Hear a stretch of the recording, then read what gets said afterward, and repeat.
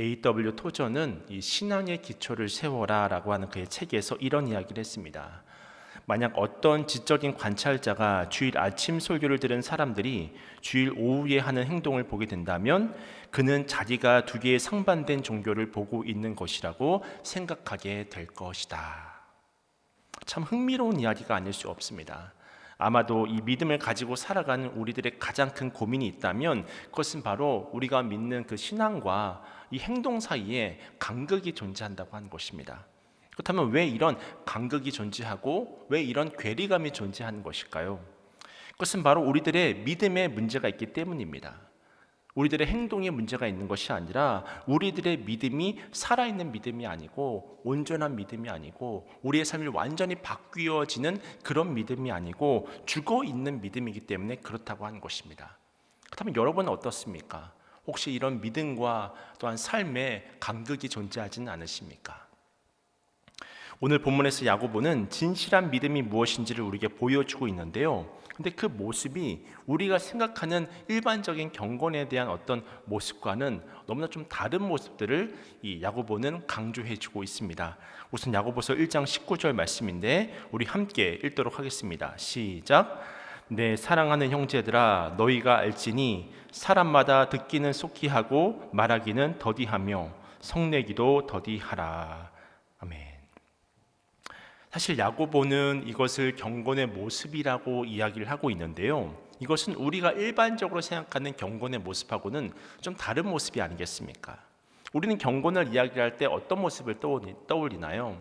늘 예배에 빠지지 않는 모습, 주일 예배, 오늘과 같은 수요 예배, 새벽 기도회, 또 금요 기도회, 이런 예배를 빠지지 않는 모습, 기도에 힘쓰고 금식에 힘쓰고 또 매 순간 이 암송하고 있는 말씀들이 줄줄줄줄 흘러나오고 또 말씀에 대한 원리를 잘 가르치고 이런 사람 우리가 보통 경건하다고 이야기를 할 텐데요.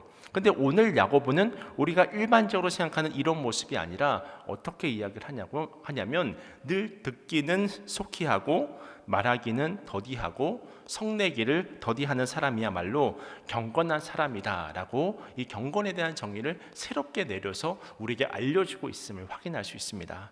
그것은 바로 우리들의 경건의 본질이 우리가 하는 종교적인 행위에 있는 것이 아니라 우리가 살아가는 일상의 생활의 그 모습 가운데 나타날 수밖에 없기 때문에 이런 이야기들로 강조하고 있는 것입니다.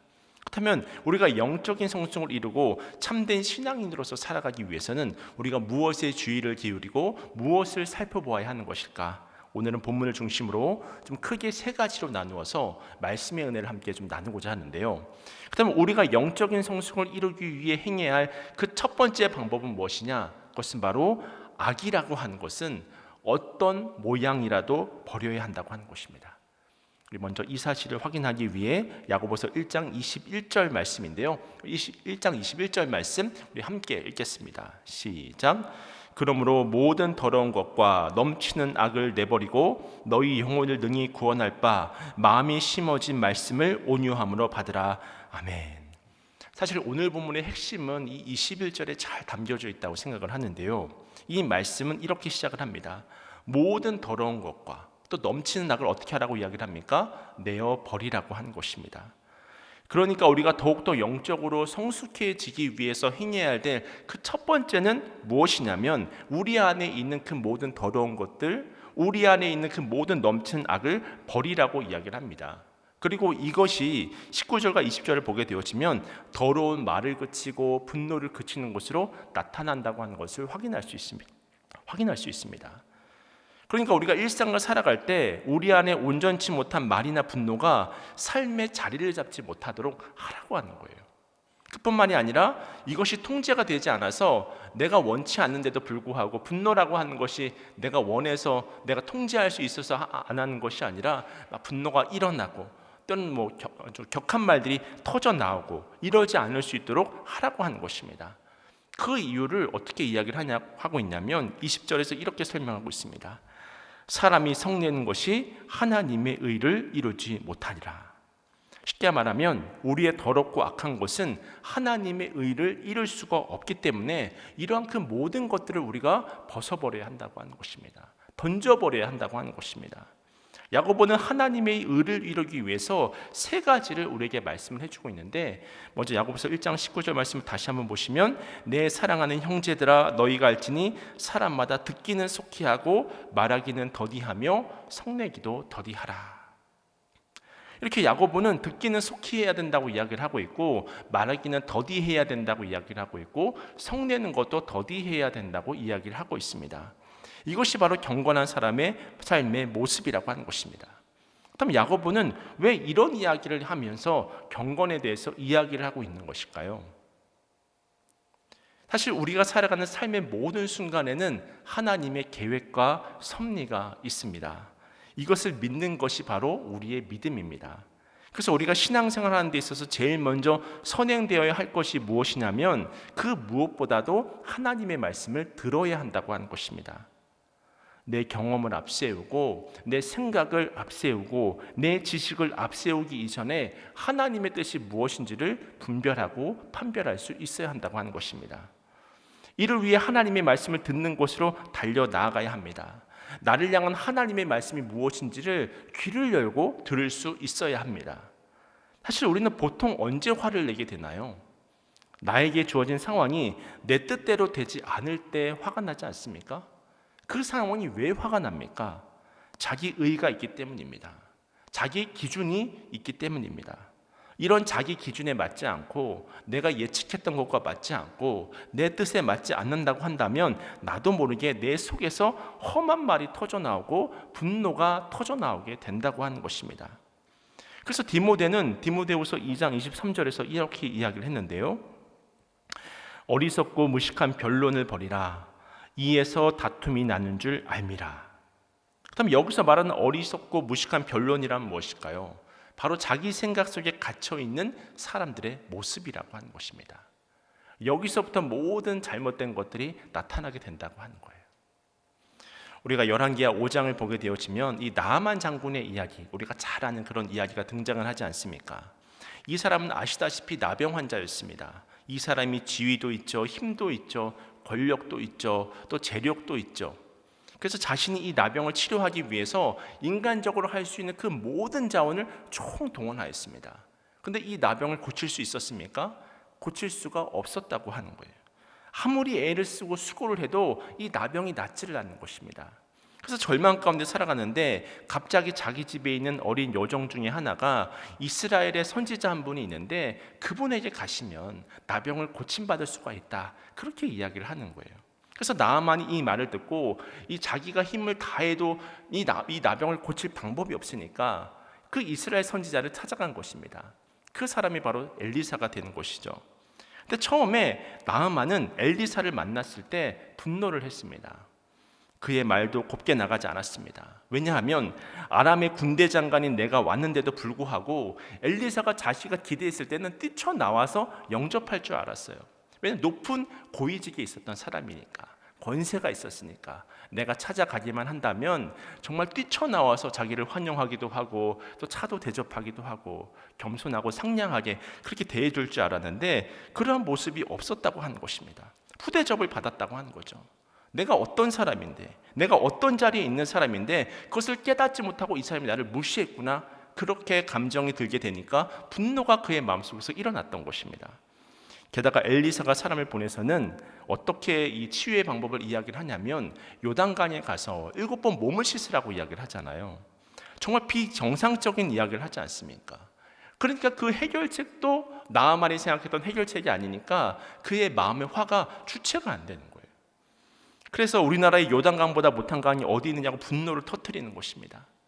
사실 자신이 나병 환자라는 사실도 잊어버린 채, 그래서 그 많은 권세, 또 지식, 그 수많은 재력, 그 많은 지위, 그 높은 지위, 그것이 있다고 할지라도 얼마 안 있으면 죽음으로 갈 존재라고 하는 사실도 까맣게 잊어버린 채 내가 아람의 군대 장관인데 나의 현재의 모습만 바라보면서 그렇게 답답한 모습을 보이고 있는 것입니다. 여전히 자신이 처한 현재 상황을 깨닫지 못한 채로 제대로 대접받지 못한 것을 섭섭해하면서 분노하고 있는데 그때 신하 중에 한 사람이 이렇게 이야기를 하잖아요. 장군님, 사실 병이 낫기 위해서는 무엇이라도 할 수 있는 것이 아니겠습니까? 근데 요단강에 7번 들어가서 몸을 씻는 것은 장군님이 충분히 하실 수 있는 일이지 않습니까?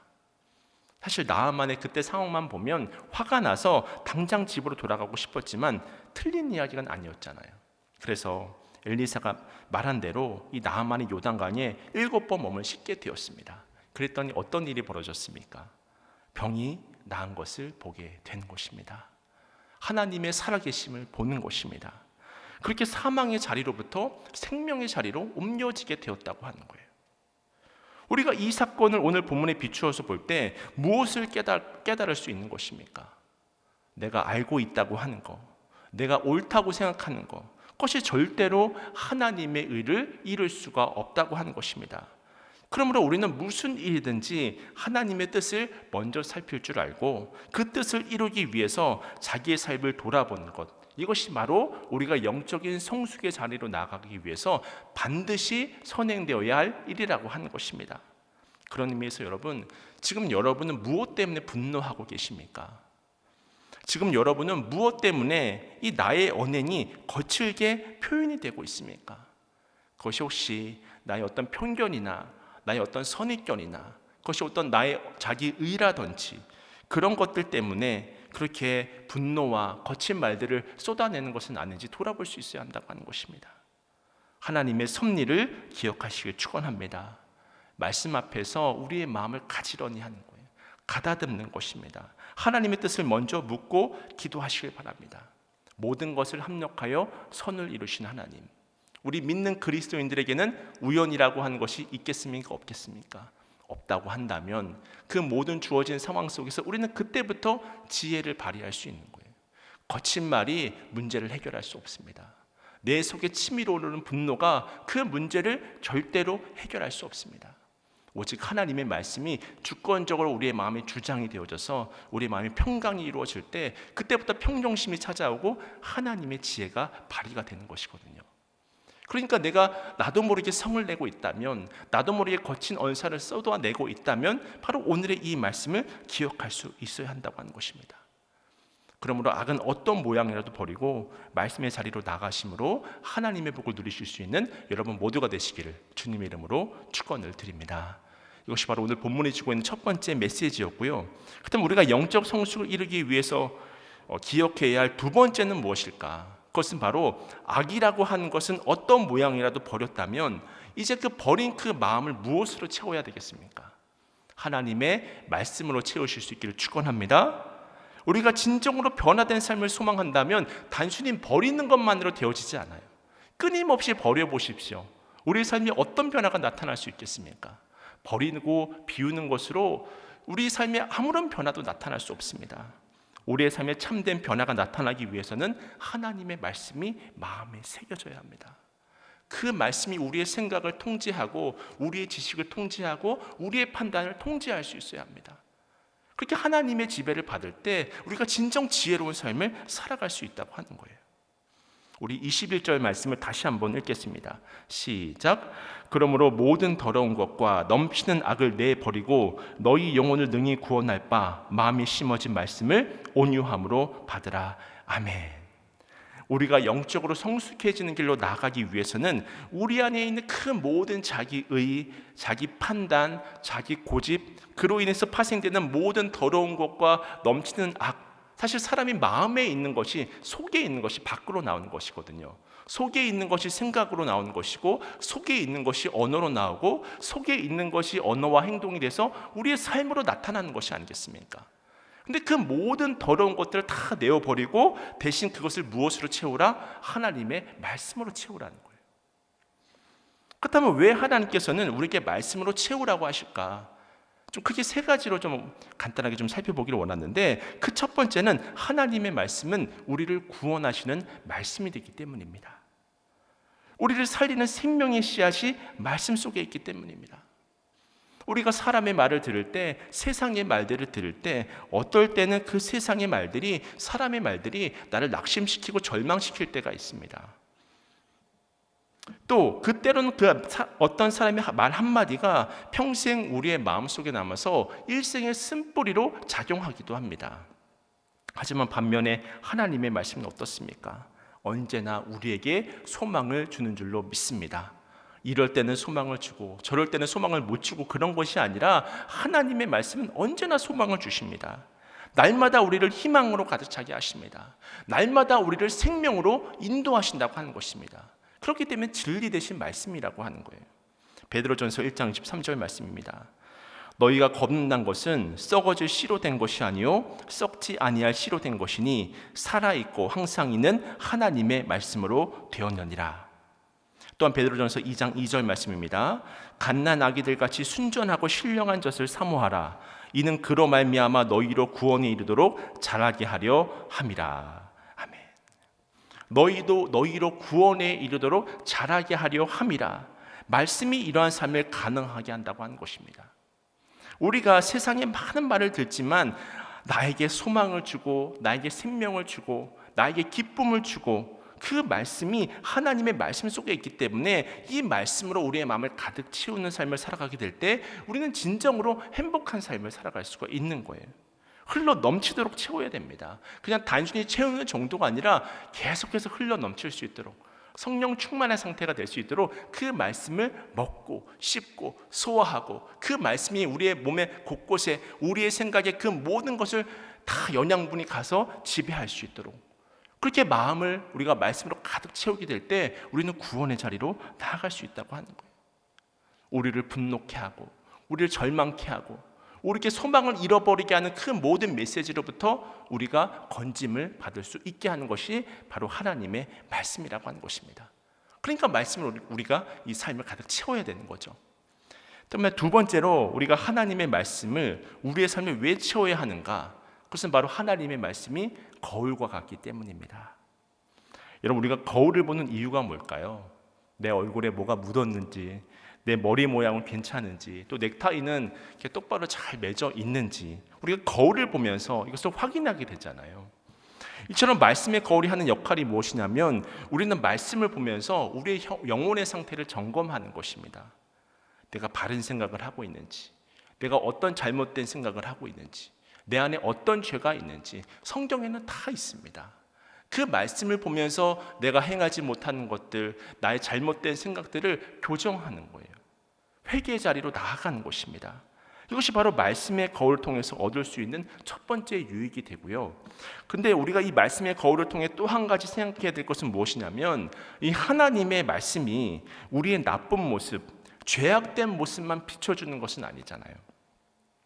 저는 하나님을 잘 모르던 시절에, 청소년 시절에 저를 늘 다른 사람과 비교하면서 열등감과 또 수치심과 이 부끄러움에 살았던 때가 참 많았던 것 같습니다. 그러다가 대학 시절에 인격적으로 하나님을 만나고 진리인 하나님의 말씀을 묵상하게 되니까 그 말씀이 저의 내면의 상처를 치유해 주었습니다. 때로는 내 허물을, 나의 그 쓴뿌리를 은혜로 덮어주셨습니다. 때로는 너는 나의 자녀다, 내가 너를 지명하여 불렀나니 너는 내 것이다 라고 하는 그 말씀의 확신을 주시면서 미래에 대한 소망을 꿈꾸게 하셨습니다. 버림받지 않을 것이라고 하는 확실한 그 믿음 가운데, 내가 하나님의 자녀라고 하는 그 믿음 가운데 당당하게 믿음으로 나아갈 수 있는 힘을 말씀을 통해서 얻게 되어졌던 거예요. 그러니까 우울한 감정이 바뀌어서 기쁨으로 바뀌는 것입니다. 불평으로 가득 찼던 나의 입술이 감사의 고백으로 가득 차게 되는 거예요. 하나님을 찬양하게 되고, 그냥 스쳐 지나갔던 꽃들을 봐도, 바다를 가도, 또 산을 가도 그냥 아름다운 광경이었을 뿐인데 하나님께서 이것이 나를 위해서 이것들을 다 마련해 주셨다고 하니까 그 모든 것들을 누리게 되니까 얼마나 그 아름다운 것들을 누리게 되는지 모르는 것입니다. 그러니까 매 순간이 기적인 것이죠. 혹시 로버트 멍어가 지은 이 내 마음 그리스도의 집이라는 소책자를 보셨는지 모르겠는데요, 그 책을 통해서 보면 더 명확하게 깨닫거든요. 우리가 예수님을 영접하는 순간에 이제는 내 삶의 주인이 바뀌었기 때문에 주님께서 우리의 삶의 그 모든 더러운 것들을 다 걷어내 주십니다. 대신 주님께서 주시는 기쁨과 감사와 평안으로 우리의 삶을 가득 채워주시는 거예요. 바로 말씀의 거울이 그 사실을 깨닫게 하는 것입니다. 그래서 때로 우리가 거울을 보게 되면, 물론 어떤 우리나라의 어떤 유명한 영화 배우와 저의 외모를 비교하면 비교할 대상은 또 안 될지 모르겠지만, 어떨 때는 제가 거울을 보게 되면 내가 세상에서 제일 잘생겨 보일 때가 있거든요. 야, 참 멋있네. 야, 참 키도 큰데 미소도 멋지고 또 눈도 참 작지만 그럴 때는 참 눈도 참 이쁘네. 쌍꺼풀도 없지만 참 눈도 참 이쁘고. 내가 거울을 보면서 막 자신감이 막 넘칠 때가 있잖아요. 근데 그것은 근거 없는 자신감이 아니라 하나님의 말씀에 붙들렸기 때문에 내가 확신으로 가득 차서 막 이렇게 감사가 넘치니까 내가 멋있어 보이는 거예요. 말씀이 그것을 우리에게 알려준다고 하는 것입니다. 너 괜찮은 사람이야. 너 참 괜찮은 사람이다. 너 같은 사람 없다. 말해주는 거예요. 그것이 나를 회복케 하는 것입니다. 이것이 바로 말씀을 알고 있는 사람이 누릴 수 있는 기쁨이라고 하는 거예요. 또 한 가지 우리가 말씀을 들어야 되는 세 번째 이유는 하나님의 말씀이 우리를 의의 길로 인도하시기 때문입니다. 시편 119편 105절 말씀입니다. 주의 말씀은 내 발의 등이요 내 길의 빛이니이다. 하나님의 말씀이 내 발의 등입니다. 우리가 가는 길에 빛이 되는 것입니다. 앞서 살펴봤듯이 하나님의 말씀은 우리를 구원할 뿐만이 아니라 우리의 모습을 바로 보게 해주잖아요. 나의 죄악된 모습도 보게 되어지고 나의 어떤 가치 있는 모습도 보게 해주는 것이 바로 하나님의 말씀이지 않습니까? 그뿐만이 아니라 우리의 갈 길을 인도해 주신다고 하는 것입니다. 어떻게 하면 가치 있는 인생을 살아갈 수 있는지, 어떻게 하면 구원의 길로 갈 수 있는지, 그 모든 진리가 어디에 담겨져 있다? 하나님의 계시된 말씀 속에 담겨져 있다고 하는 것입니다. 그러니까 우리의 마음을 무엇으로 채워야 되는 거예요? 분노로 채워야 되겠습니까? 아니면은 내 스스로를 낮게 보는 낮은 자존감으로 내 마음을 채워야 되겠습니까? 우울로 채워야 되겠습니까? 그것이 우리의 삶을 바꿀 수 있나요? 그것이 우리의 관계를 바꿀 수 있나요? 그것이 우리의 상황을 바꿀 수 있습니까? 절대로 그럴 수 없습니다. 오직 우리의 삶의 그 모든 걸음을 인도해 주시는 하나님의 말씀으로 우리는 지배를 받아야 합니다. 그때 우리가 진정 행복한 삶을 살아갈 수 있다고 하는 거예요. 그렇기 때문에 요한사도는 요한계시록 1장 3절에서 이런 말씀을 했습니다. 이 예언의 말씀을 읽는 자와 듣는 자와 그 가운데 기록한 것을 지키는 자는 복이 있나니 때가 가까움이라. 아멘. 이 말씀을 읽고 듣고 지키는 자가 누구입니까? 하나님의 말씀을 내 마음에 가득 채운 사람, 그냥 채운 정도가 아니라 성령의 충만함을 덧입어서 흘러 넘치도록 채운 사람, 이 사람이 이런 고백을 할 수 있는 것이죠. 바라기는 그렇게 날마다 하나님의 말씀을 마음에 채워서 진정 복 있는 자로 살아가실 수 있는 여러분 모두가 되시기를 주님의 이름으로 축원을 드립니다. 마지막 세 번째로 우리가 영적 성수로 나아가기 위해서는 어떻게 해야 될까? 첫 번째로는 우리 속에 있는 악은 어떻게 하라고요? 어떤 모양이라도 어떻게 됩니까? 다 버려야 돼요. 다 버리시고 그 빈 마음을 무엇으로 채웁니까? 하나님의 말씀으로 그냥 채우는 것이 아니라 성령의 충만함을 덧입어서 흘러 넘치도록 채워야 합니다. 그 다음에 세 번째로 우리가 해야 될 것은 무엇이냐면 그 흘러 넘치는 말씀을 붙들고 살아가다 보면 자연스럽게 우리가 말씀에 순종하는 삶을 살아갈 수 있게 되는 줄로 믿습니다. 오늘 보면 22절 말씀입니다. 우리 함께 읽겠습니다. 시작. 너희는 말씀을 행하는 자가 되고 듣기만 하여 자신을 속이는 자가 되지 말라. 이처럼 말씀으로 우리의 삶을 가득 채웠다면 이제는 그 뜻에 순종하는 삶을 살아야 된다는 거예요. 이때 우리의 경건이 완성이 되는 것입니다. 그렇지 않으면 말씀이 증거하는 것처럼 우리가 아무리 경건한 것처럼 보인다 할지라도 이것은 나를 속이는 것이고 다른 사람을 속이는 것밖에는 아무것도 되지 않는다는 거예요. 종교 행위가 절대로 우리의 믿음의 보증이 될 수 없다고 하는 것입니다. 종교 행위가 우리의 구원을 보증해 주지 않는다고 하는 거예요. 말씀을 온전히 받아서 우리의 삶이 주님의 인생의 그 지배를 받아 구원, 우리의 구주시오 인생의 주인이신 그 주님을 만나서 우리의 삶이 완전히 바뀌어져야 합니다. 그때 우리의 삶이 복된 길로 나아갈 수 있다고 하는 거예요. 그렇다면 여러분은 어떻습니까? 하나님의 말씀에 순종하고 계십니까? 제가 지금 이 시간 여러분 하나님을 믿습니까? 라고 물어보면 대부분은 아마 그렇습니다 라고 대답을 할 것입니다. 그러니까 이 자리에 앉아 계신 것이겠죠. 또 하나님께 기도하고 계십니까? 라고 하면 대부분의 분들이 기도하고 있습니다. 그러니까 이렇게 수요 예배까지 나오시겠죠. 그런데 여러분 한번 제가 이렇게 물어보겠습니다. 여러분 하나님께 순종하고 계십니까? 어떻습니까? 아멘이십니까? 참 대답하기가 참 어렵잖아요. 하나님을 믿는다고 고백도 하는데, 주님의 뜻대로 살겠다고 결단도 하는데, 기도도 하는데, 주일 예배도 빠지지 않는데, 모든 예배자를 지키는데 하나님의 말씀에 순종하고 계십니까? 라고 한다면 내가 100% 순종합니다 라고 말할 수 있는 사람이 여러분 누가 있겠습니까? 참 어려운 일이잖아요. 참 불편한 진실이라고 하는 것입니다. 우리가 요나서를 보게 되면 얼마나 당황스러운 장면으로 시작을 합니까? 요나가 니느웨로 가라는 하나님의 음성을 듣고도 다시스로 도망을 가거든요. 그래서 바다에 던져져 물고기 뱃속에 들어가게 되고 고난을 만나게 되는 것을 우리가 보게 되지 않습니까? 이런 모습들을 보면서 아니 요나는 어떻게 하나님의 음성을 분명하게 들었음에도 불구하고 그렇게 도망치는 길을 선택할 수가 있지? 그렇게 요나를 우리가 정죄할 수 있습니까? 우리의 모습은 어떻습니까? 우리의 모습은 어떻습니까? 70번씩 7번이라도 용서하라, 원수를 사랑하라. 여러분 원수를 내 몸과 같이 사랑하고 계십니까? 하나 되라, 항상 기뻐하라. 기쁨이 항상 넘치십니까? 범사에 감사하고 계십니까? 때를 얻든지 못 얻든지 모든 상황 가운데 지금 전도하고 계십니까? 아니면 거룩을 지켜내고 계십니까? 하나님의 말씀이 어렵습니까? 어려운 말씀은 없어요. 다른 해석이 필요한 것도 아닙니다. 다만 우리의 순종이 없는 것이 문제라고 하는 거예요. 애매한 음성은 없습니다. 우리가 순종하지 못하고 있기 때문에 하나님의 능력을 덧입는 삶을 살아갈 수가 없다고 하는 거예요. 그런 의미에서 언제 우리 인간이 위대해질 수 있는 줄 아십니까? 참 보잘것없는 인간이, 정과 같은 인생을 살아가는 인간이, 하나님의 은혜가 없이는 단 한순간도 살아갈 수 없는 인간이 언제 우리의 인생이 위대해질 수 있는 줄 아십니까? 그것은 바로 하나님의 말씀에 순종할 때입니다.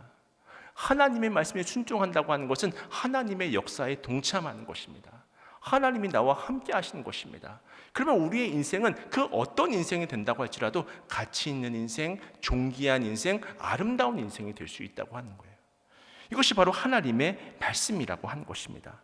그때 우리는 세상의 유혹을 이기게 되고 영원한 하나님 나라에 거하는 삶을 살게 되는 거예요. 사실 어떻게 보면 순종이라고 하는 것은 당연한 믿음의 반응일 수 있습니다. 왜냐하면 우리는 예수님을 내 인생의 구주와 주님으로 영접하면 인생이 바뀌는 사람들이기 때문입니다. 만약 우리 집에 누가 같이 와서 살게 된다고 한다면 우리의 삶이 기존에 살던 삶과 동일할 수가 없잖아요. 그 사람의 영향을 받기 때문에. 그런데 우리와 함께 사시는 그분께서 인생의 주관자가 되시고 역사의 주관자가 되시고 온 세상 만물을 창조하신 그 주님이시라고 한다면 우리의 삶은 변화되어져야 하는 것이 마땅하다고 하는 것입니다.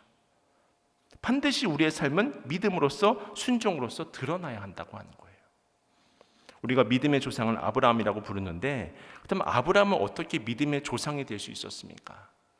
아브라함의 믿음의 절정은 그 아들 이삭을 바치라는 하나님의 말씀에 온전히 순종할 때 드러났습니다. 즉각적인 순종이 믿음이 된 것이고 이것이 아브라함을 믿음의 조상이라고 하는 반열에 올려놓은 거예요.